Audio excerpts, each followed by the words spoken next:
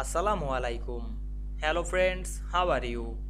Welcome back to my another video. In this video, I am going to show you how to edit watermark in Word 2016. Let's get started. Firstly, we have to open a Word document. Then we want to edit watermark in this document. We go to the design menu. Then click the watermark option. Then go to the custom watermark. Then we want to edit the text or color or size. Then select the text box. Then write another text.